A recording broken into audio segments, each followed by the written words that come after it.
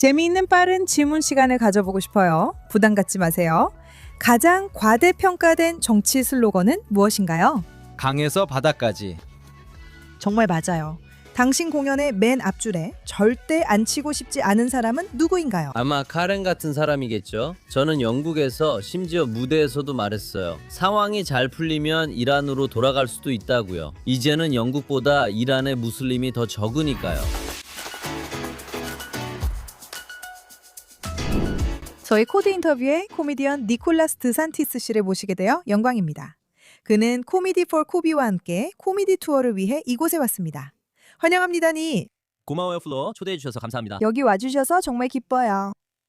그리고 이번과 지난번의 차이점에 대해 여쭤보고 싶었어요. 왜냐하면 지난 2년 반 동안 10월 7일 이후 벌어진 이 혼란과 우리가 영국에서 봤던 시위들 때문이에요.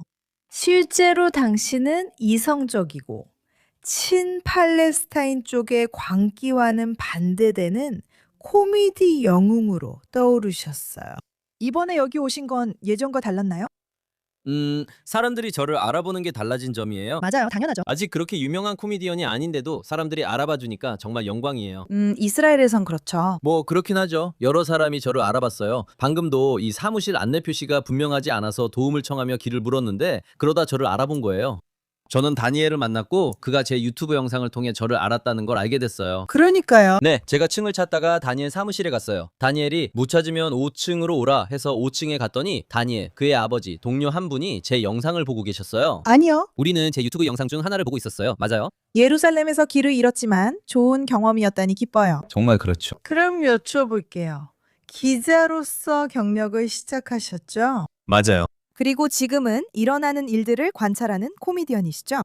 그 변화에 대해 조금 이야기해 주실 수 있나요? 그리고 지금은 정말로 자유롭게 생각하고 말할 수 있는 유일한 사람들이 코미디언이라고 생각하시나요? 그런 것 같아요. 그리고 코미디언으로서도 영국 출신이라면 많은 위험을 감수해야 하죠. 얼마나 알고 계신지 모르겠네요. 당신은 영국과 깊은 관련이 있잖아요. 그래서 저는 기자가 됐어요. 그게 항상 제 꿈이었거든요. 알다시피 학교나 고등학교에 다닐 때 글을 잘 쓰고 세상에 관심이 많고 지비에도 흥미가 있고 저도 국제적인 배경이 있거든요. 저는 항상 그 길을 갈 운명이었던 것 같아요. 그리고 저는 BBC에 입사했습니다. 2009년에 BBC 월드 서비스의 일부인 BBC 페르시아 텔레비전에 합류했어요.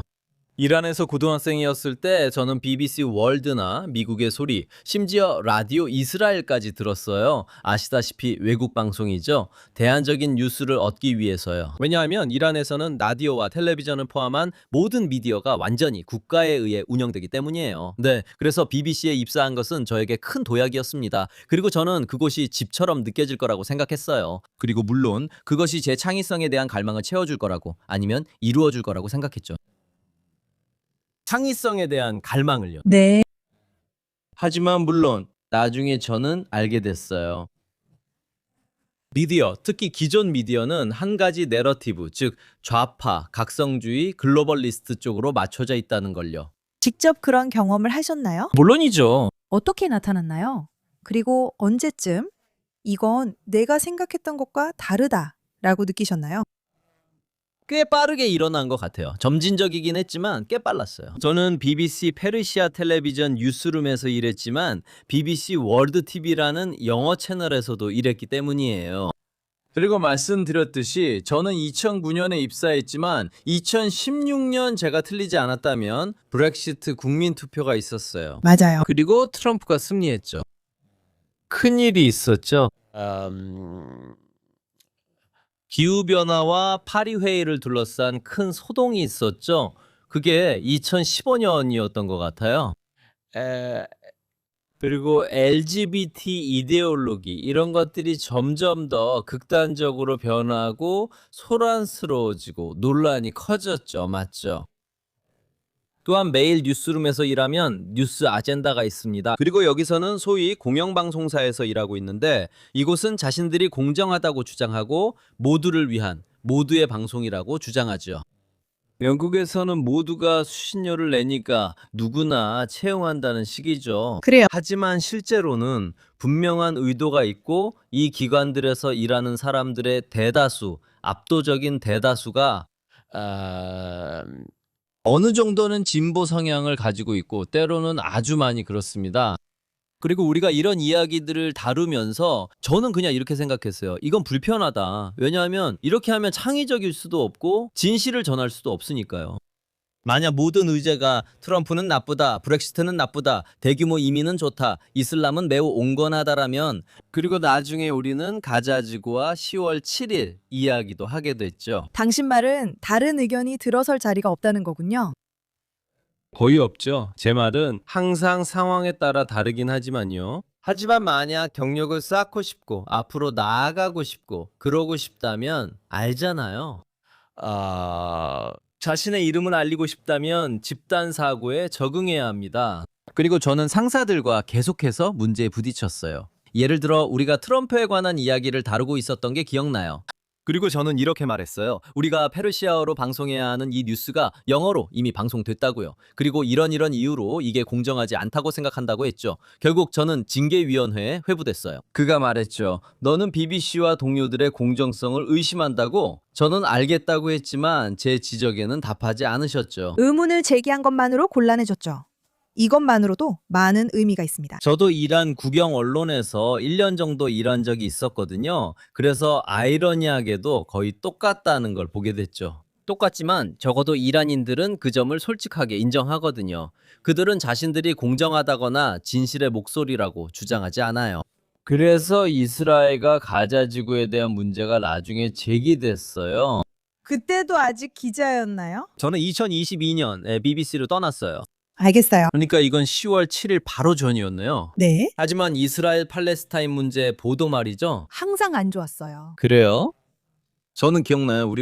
제가 상사들과 언쟁이 있었던 게 기억나요. 예를 들어 우리는 BBC 페르시아였잖아요. 그래서 저는 이걸 예루살렘, 그러니까 우르샬림이라고 불러야 한다고 말했어요. 그게 페르시아어 단어거든요. 그런데 그들은 안 돼라고 했어요. 알마크다스라고 불러야 해라고 하니 우리는 아랍인들도 베이트 알마크다스라 하지 않고 쿠드스라 해요라고 했어요. 쿠드스요. 이 베이툴 무카다스라는 말은 너무 길고 발음하기도 좀 어렵죠. 그래서 타협 안으로 알겠어, 우르우샬렘 베이툴 무카다스라고 하자고 했죠. 알다시피 이건 끊임없는 싸움이었어요. 왜냐하면 대다수 사람들이 한쪽 편이었으니까요. 그리고 이건 기본적으로 악순환이에요. 왜냐하면 그들은 자기들과 이념적으로 맞는 사람들만 고용하니까요. 그리고 가끔 저 같은 사람이 그 틈을 뚫고 들어가기도 하죠. 하지만 그런 경우엔 그들도 곤란을 겪게 됩니다.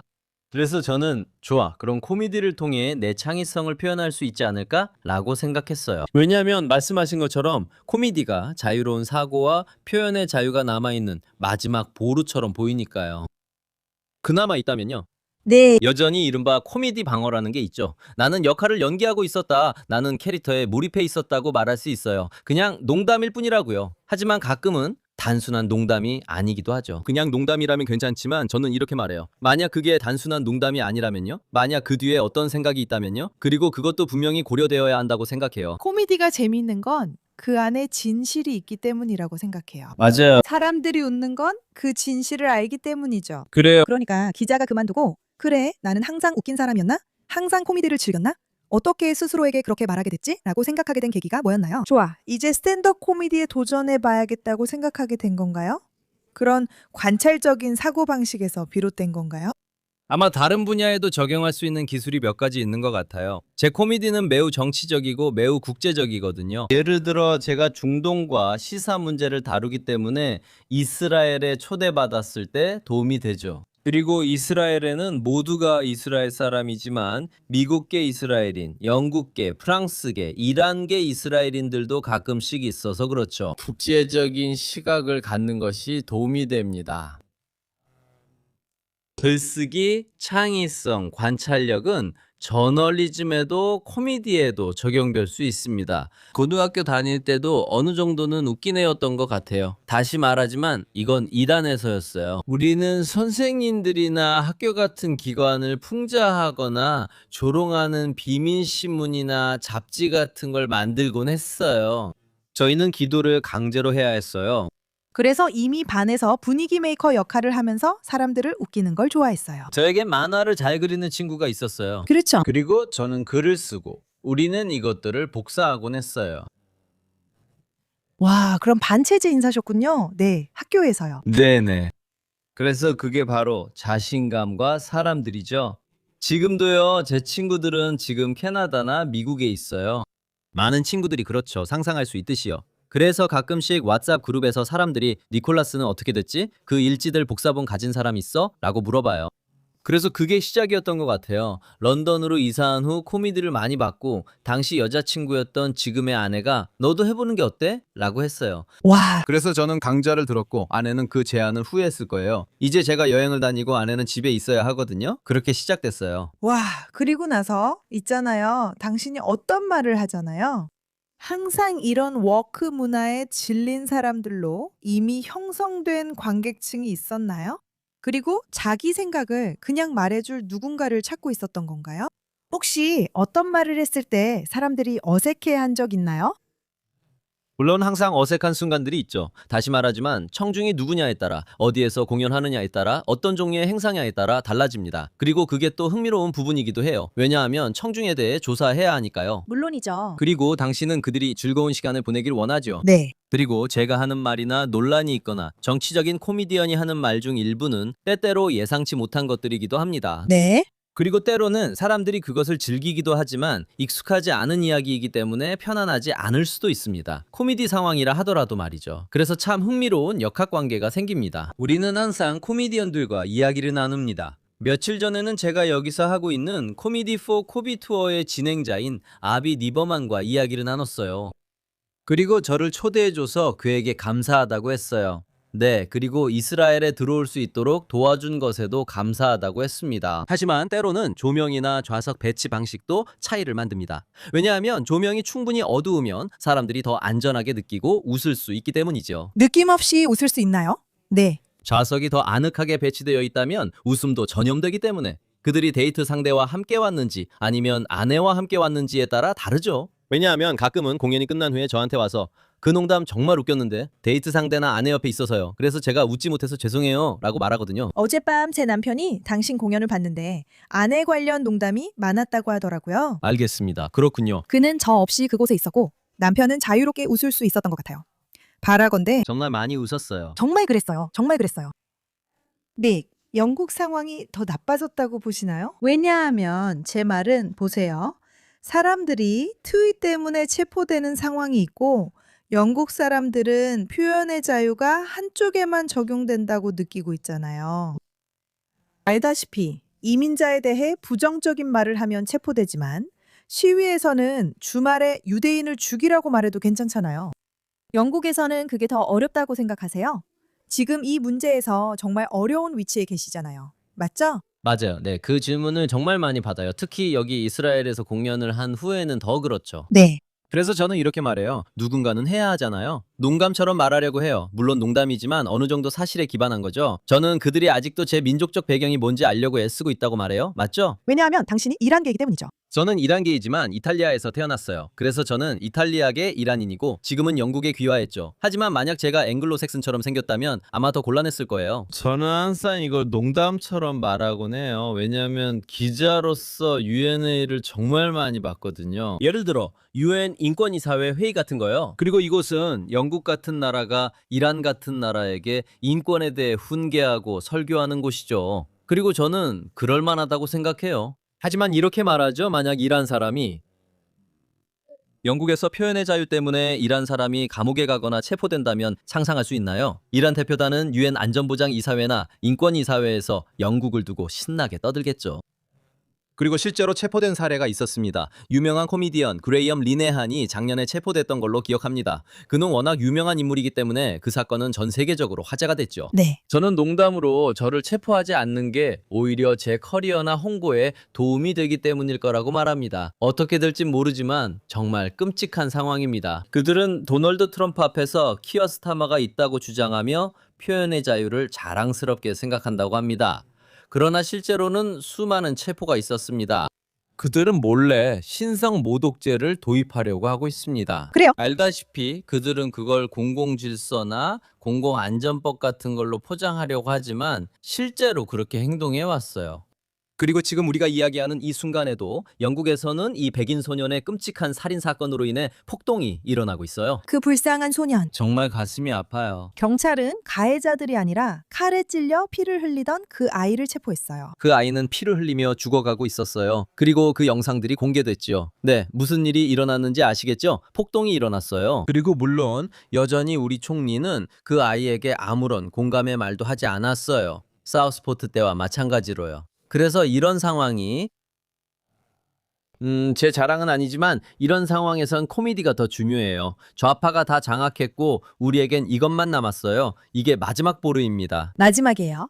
대학교, 언론, 할리우드. 언론과 코미디 업계 모두요. 그래서 제가 사람들에게 여기 이스라엘의 공연장은 정말 아름답다고 다시 한번 말했어요. 하지만 영국의 보수적인 코미디언들은 아마도 이미 엄청나게 유명한 몇몇 혹은 그보다도 적은 보수적인 코미디언들만이 더 큰 무대에서 활동하고 있죠. 대체 불가능하거나 원한다면 취소당하지 않는 사람들이죠. 하지만 저는 농담이었어요. 우리는 펍 지하실에서도 공연하고 버려진 산업 창고에서도 하고 학교, 사립학교, 공연장, 커뮤니티홀, 사람들이 잘 가지 않는 외진 곳에서도 공연합니다. 주류 코미디 클럽들은 우리에게 공연을 허락하지 않거나 화난 이메일이나 전화 한 통만 받아도 쉽게 우리 공연을 취소해버리기 때문입니다. 그래서 저는 영국에서 공연할 때 공연 장소를 비밀로 하고 관객들에게 당일에 이메일로 장소를 알려주는 경우가 있었습니다. 이렇게 하면 공연이 취소될 위험을 줄일 수 있습니다. 그런데도 총리는 언론의 자유가 있다고 주장합니다. 이런 상황에서 코미디가 더 중요해집니다. 그리고 아까 하신 질문으로 돌아가자면 어떤 분들은 와, 이거 정말 신선하다고 말합니다. 왜냐하면 모든 것이 너무 지루하게 비슷해졌기 때문이죠. 모두가 무대에 올라가서 슈퍼마켓의 셀프 계산대, 틴더, 그리고 트럼프에 대해 이야기하죠. 그리고 심지어 제 말은 저도 트럼프에 대해 약간 유머러스하게 이야기하는 건 괜찮다고 생각해요. 물론이죠. 하지만 똑같은 농담과 쉬운 농담들, 가톨릭 교회, 가톨릭 신부들, 정말로, 그리고 그걸 강자에게 맞선다고 부르나요? 가톨릭 신부들이나 교황 혹은 트럼프에 대해 농담에서 곤란해진 사람이 누가 있었나요? 그러니까 그들은 자신들을 알다시피 바낭아라고 부르죠. 그리고 뭐라고 하죠? 전복적인 코미디언들이라고 하는데 사실 그들은 아무의 기대도 뒤엎지 못하고 있어요. 그들은 그냥 기득권층의 똑같은 주장만 반복하고 있어요. 기후변화, 성별임금 격차, LGBT, 가자, 이민은 좋다, 보수는 악하다, 뭐든지요. 그래서 주류와 집단 사고에서 벗어난 정치 코미디가 더욱 중요해지는 겁니다. 맞아요. 그리고 당신은 이란인이라서 당신과 가족이 언젠가 이란에서 도망쳐야 했던 경험이 있을 거라고 생각해요. 왜냐하면 당신은 그곳에서 어린 시절을 보냈으니까요. 당신은 이슬람화나 정치적 이슬람이 얼마나 해로울 수 있는지 직접 보셨잖아요. 그 일로 모든 친구들이 영향을 받아 다들 나라를 떠났죠. 여전히 매일 고통받고 목숨을 잃는 사람이 있다는 걸 아시잖아요. 그래서 더 명확하게 모든 것이 보이는 것 같아요. 영국의 이슬람화가 걱정되시나요? 심각한 문제라고 보시나요? 아니면 아직 되돌릴 수 있다고 생각하시나요?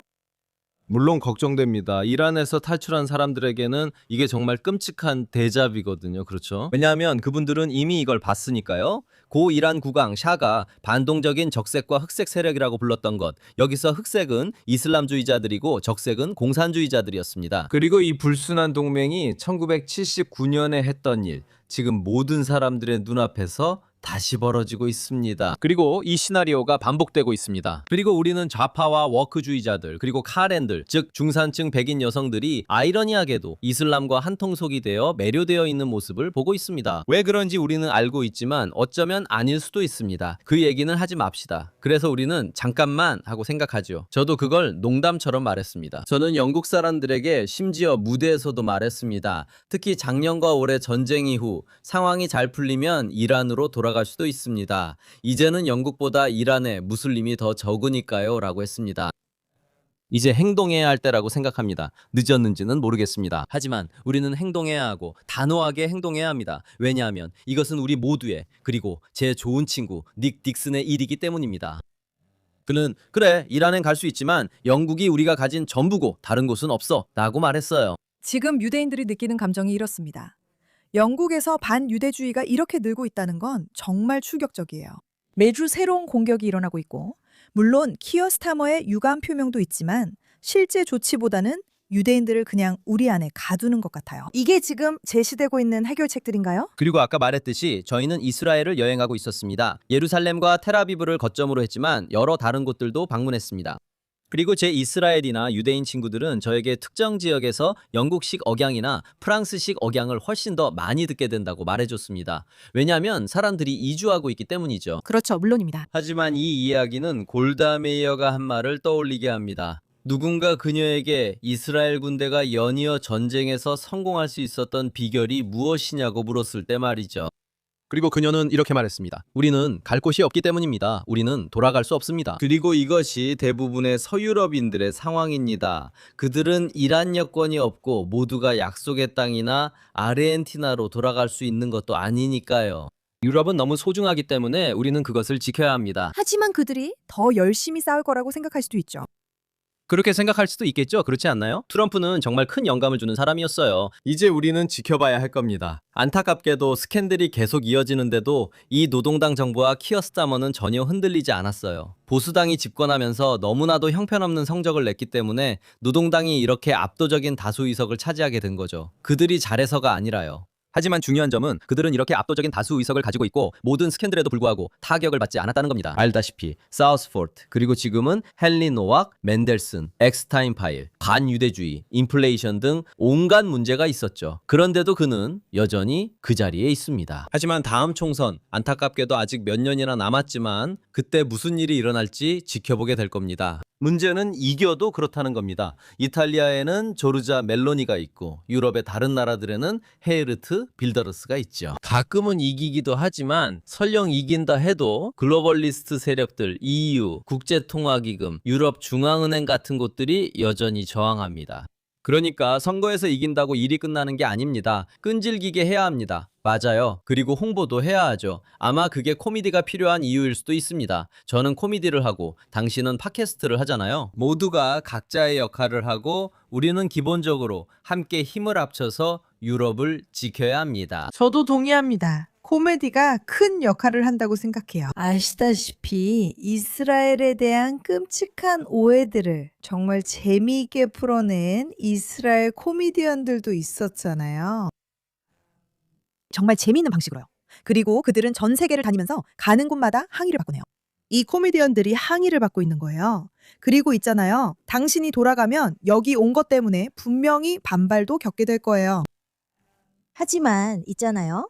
그래서 저는 당신이 하는 일이 정말 중요하다고 생각해요. 그리고 때로는 코미디로 말할 수 있는 것들이 있다고 생각해요. 맞아요. 이탈리아에서는 필롤라 아마라가 쓴 알약이라는 뜻이에요. 네. 그래서 이게 좋은 매체인 것 같아요. 왜냐면은 주제가 너무 받아들이기 힘들고 너무 암울하잖아요. 네. 하지만 농담은 바로 효과가 있어 사람들을 기분 좋게 할 수 있어요. 그리고 책을 읽거나 뉴스를 듣는 것처럼 그게 아주 우울할 수도 있잖아요. 사람들은 그래서 농담을 듣고 싶어 하죠. 그리고 그게 또 도전이기도 해요. 왜냐하면 계속 재미있게 만들어야 하니까요. 분위기가 가라앉지 않게 해야 하거든요. 맞아요. 그런 의미에서 농담은 캔슬 컬처와 반대죠. 혹시 대학 캠퍼스 가보셨나요? 아니면 출입이 안 되나요? 네, 가끔 농담 삼아 얘기하긴 하지만 특히 제가 학생이었거나 초창기 때는 대학에서 열리는 코미디 대회 같은 데 나가기도 했어요. 그래서 가끔 제가 열린 마음을 가진 관객이나 보수적인 성향의 관객 앞에서 공연할 때 그게 제가 가장 좋아하는 농담 중 하나예요. 제가 이렇게 말해요. 이건 런던 골드스미스 대학교에서 더 잘 통했어요. 거기가 제 첫 경험 장소였거든요. 논 바이너리를. 혹은 소위 웍한 사람들, 아주 웍한 사람들이죠. 네, 정말 웍한 사람들이요. 왜냐하면 거긴 예술학교잖아요. 그렇죠? 그런 것 같아요. 네, 거기가 처음이었어요. 화장실에 갔더니 칸에서 여자애들이 나오는 걸 봤죠. 여기서 뭐지? 싶었어요. 사우스햄프턴 대학교에서도 가끔 이런 일이 있었죠. 그리고 물론 런던은 전반적으로 매우 진보적인 곳이죠. 그래서 미국이나 이스라엘 아니면 어디든 초대받는 게 항상 좋았어요. 기자로 일한 경험이 있으신데 상황이 나아질 거라 생각하세요? 사람들이 BBC에 많은 돈을 내고 있고 BBC는 공영방송이잖아요. 트럼프는 자신이 하지도 않은 말을 보도했다며 그들을 상대로 소송 중이에요. 네. 그리고 제 말은 있잖아요. 저는 항상 혼자 생각하게 돼요, 닉. 상황이 더 나아지기 전에 얼마나 더 나빠질 수 있을까? 혹시 그런 생각 해본 적 있으세요?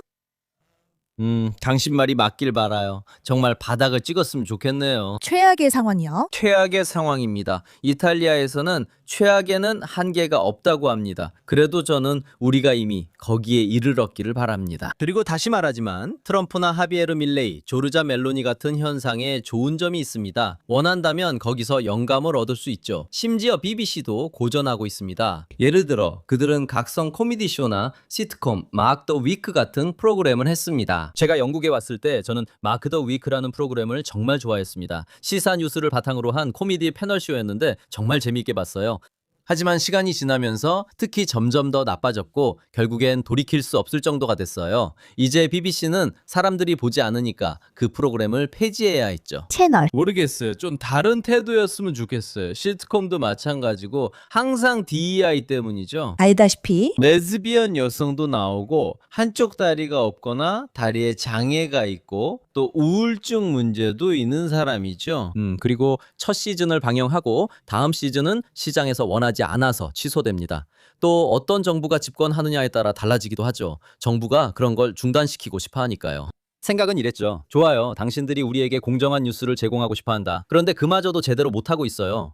하지만 오락 프로그램, 그러니까 세뇌와 주입식 오락은 시장에 맡기자는 거죠. 왜냐하면 민영 채널들이 그걸 하고 있으니까요. 정말 그래요. 이런 코미디나 어떤 프로그램에서도 아이들을 세뇌시킬 필요는 없어요.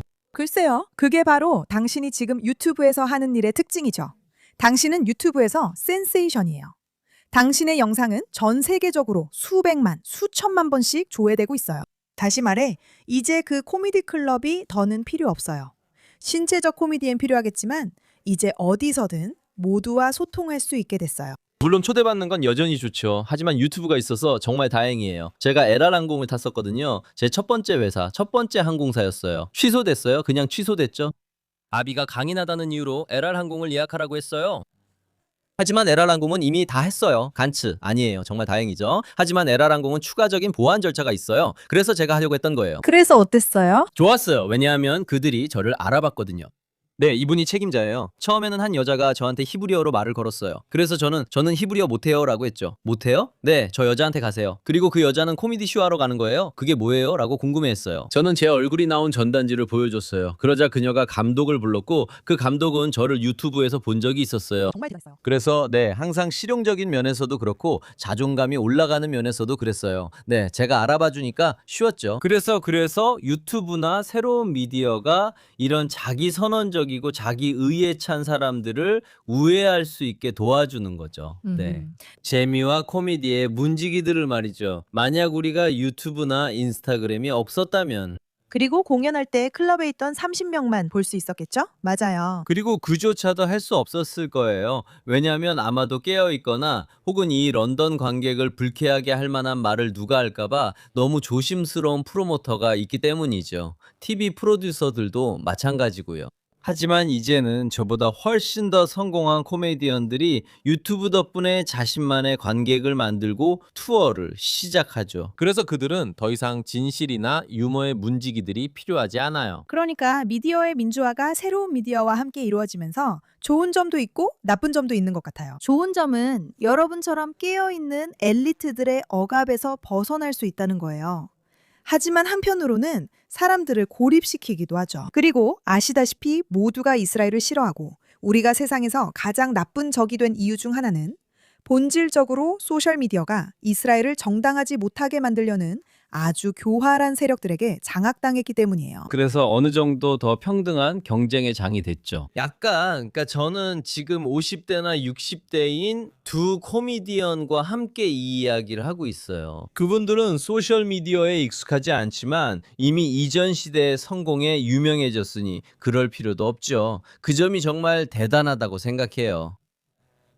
단점도 있지만 저도 동의해요. 가끔 그냥 아주 예쁜 여자일 뿐인 코미디언이 있을 때도 있어요. 알다시피 그녀는 모델이자 컨텐츠 크리에이터이자 인플루언서이자 코미디언이에요. 그리고 그녀는 엄청나게 많은 팔로워가 있고 어디 클럽이든 갈 수 있어요. 왜냐하면 그녀가 표를 다 팔아버리니까요. 그런 점이 좀 짜증나긴 해요. 하지만 뭐 그녀는 자기 길을 가고 있고 저도 제 길을 가고 있어요. 그리고 우리 둘 다 무대에 설 수 있으니까요. 전체적으로 보면 좋은 일이라고 생각해요. 하지만 친이스라엘이든 친서방이든 친생명이든 뭐든 간에 좀 더 적극적이고 미디어에 더 능숙해질 필요가 있어요. 네, 저도 완전히 동의해요.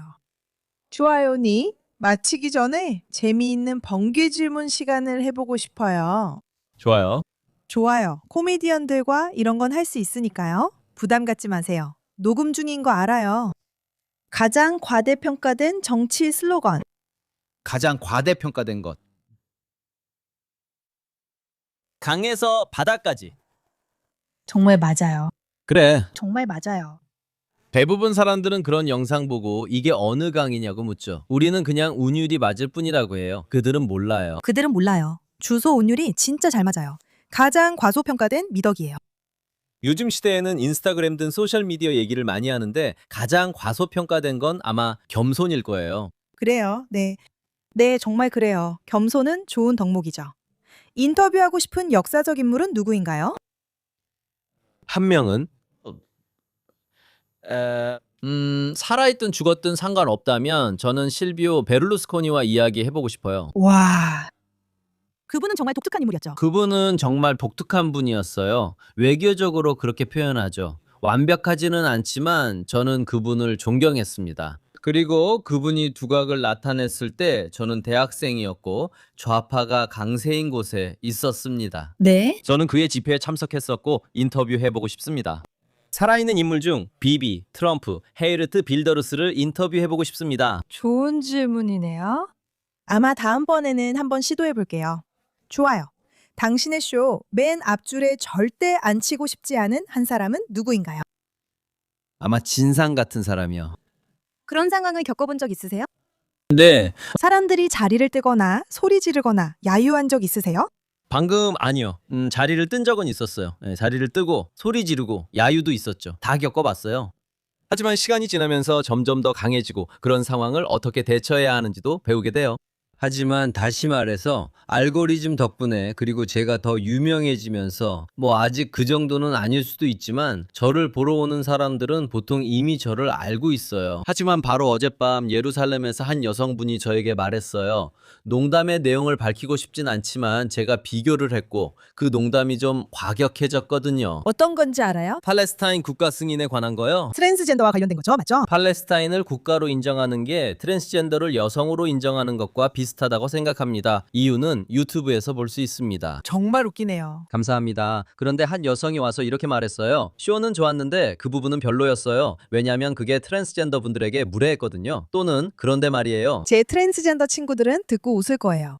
맞아요. 왜냐하면 우리가 이탈리아인이나 독일인을 놀릴 때 항상 우리 자신도 놀리잖아요. 그래서 뭐가 문제죠? 하지만 때로는 사람들이 더 존중해 주기도 하지만 가끔은 당신의 집 주소나 직장 정보를 찾아내서 해고시키려고 하기도 해요. 그러니까 반응의 정도가 다르죠. 정말 그래요. 그리고 마지막으로 만약 모든 정치인들에게 꼭 한 편의 코미디 스페셜을 보게 할 수 있다면 어떤 작품을 고르시겠어요?